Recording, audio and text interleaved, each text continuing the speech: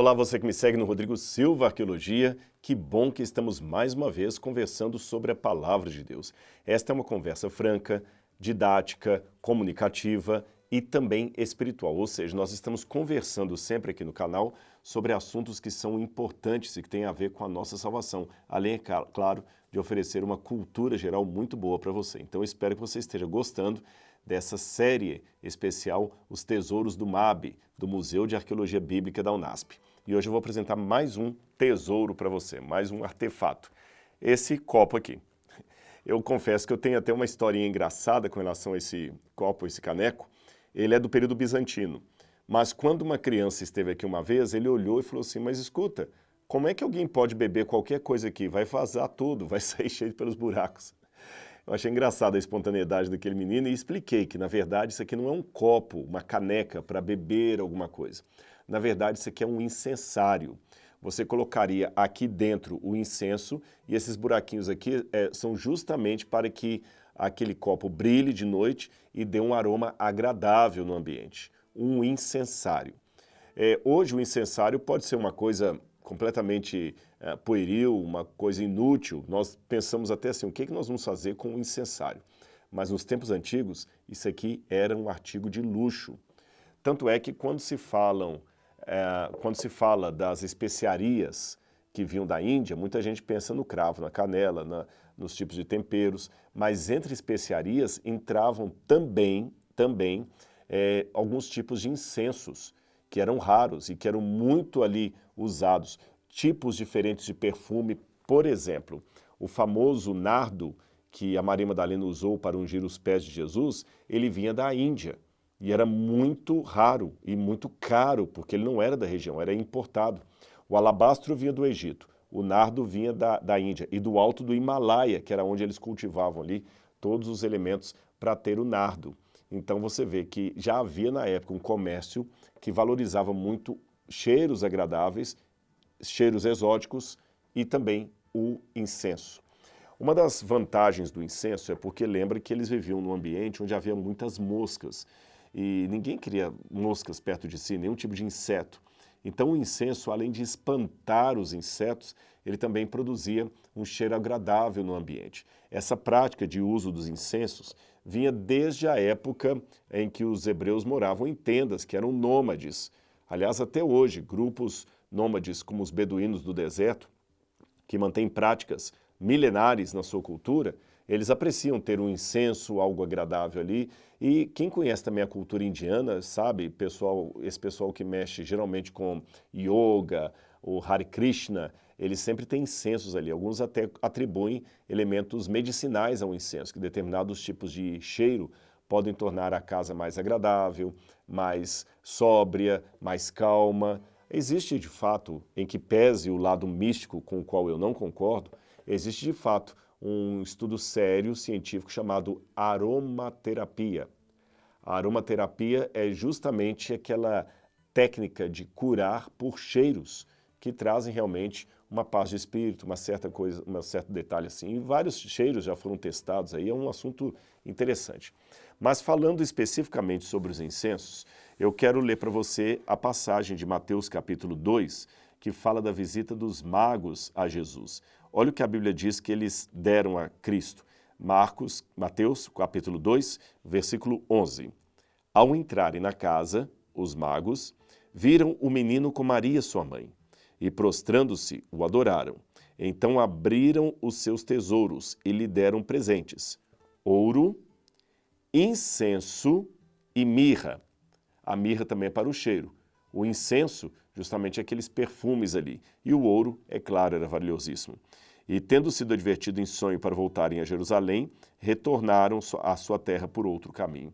Então você vê que o incenso fazia parte até ali do presente que deram a Jesus. E havia um elemento monárquico aqui, porque os reis, durante o seu reconhecimento como rei, a sua coroação, a sua unção, havia também a queima de determinados incensos.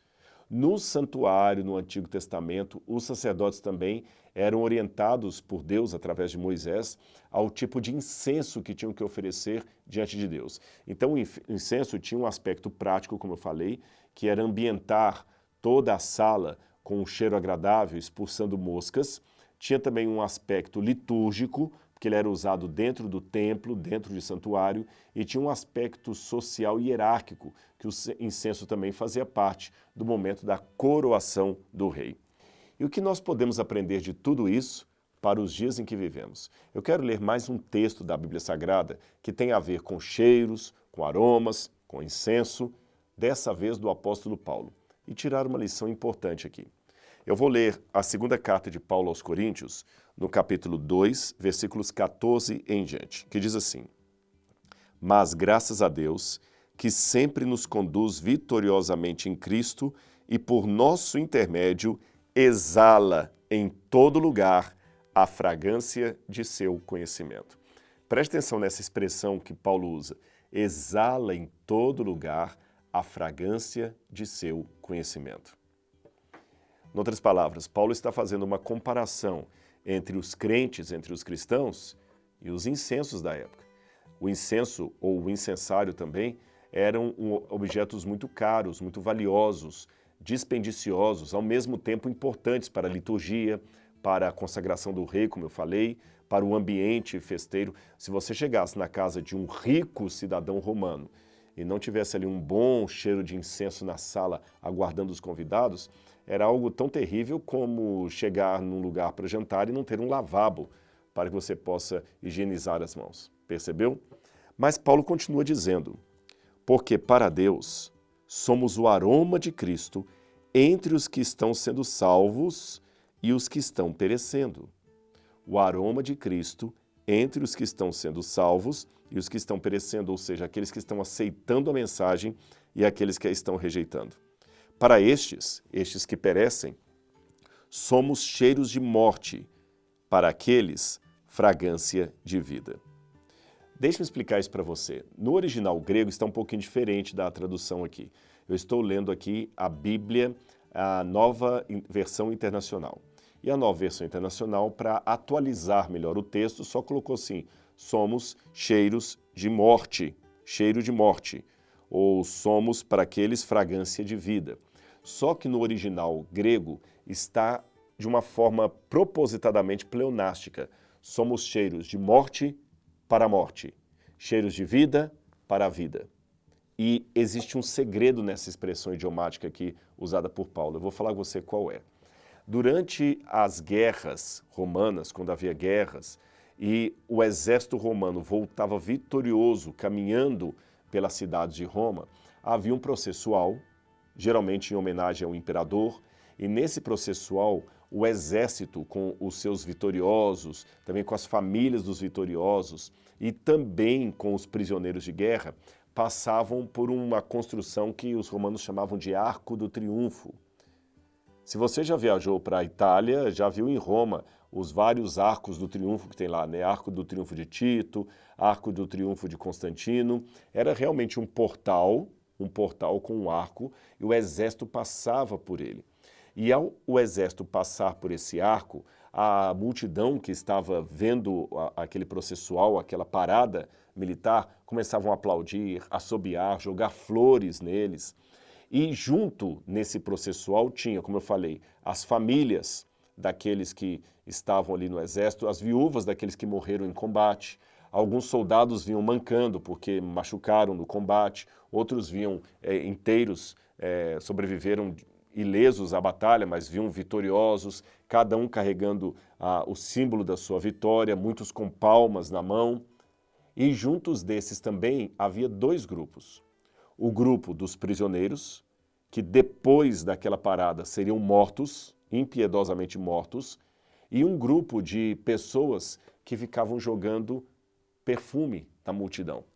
E outros, além de julgarem perfume, também ficavam com incensos na mão para que todos pudessem sentir aquele aroma de vitória.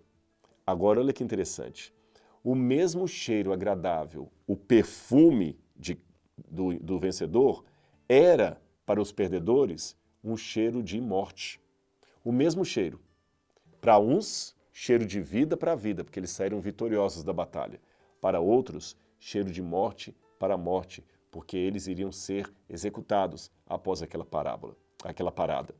Então o que Paulo está fazendo aqui uma comparação é que depois da batalha desse mundo, da batalha cósmica, do bem contra o mal, o grande conflito entre a luz e as trevas, aqueles vitoriosos que estiverem com Cristo, à semelhança dos vitoriosos romanos, sentirão um cheiro agradável, que para os salvos será cheiro de vida para a vida, e para aqueles que se perderem e forem condenados, cheiro de morte para morte.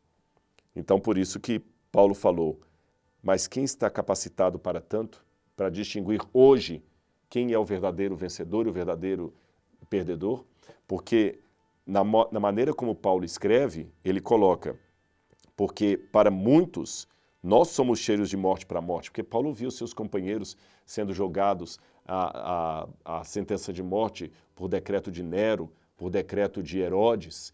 Paulo mesmo tinha sua vida constantemente colocada em risco. Aliás, ele terminaria o seu ministério sendo decapitado como mártir em Cristo Jesus. Então, quem via a execução dos cristãos entendiam que esse cheiro, esse aroma que ficava nas paradas militares, que ficava também nos teatros romanos, nas arenas, nos odeons, enfim, esse incenso para os cristãos era de morte, porque eles estavam sendo executados por sua fé. Mas Paulo fala, não julgue do lado de cada eternidade, não julgue. Ao contrário de muitos, nós não negociamos a palavra de Deus visando lucro. Antes, em Cristo, falamos diante de Deus com sinceridade, como homens enviados por Deus.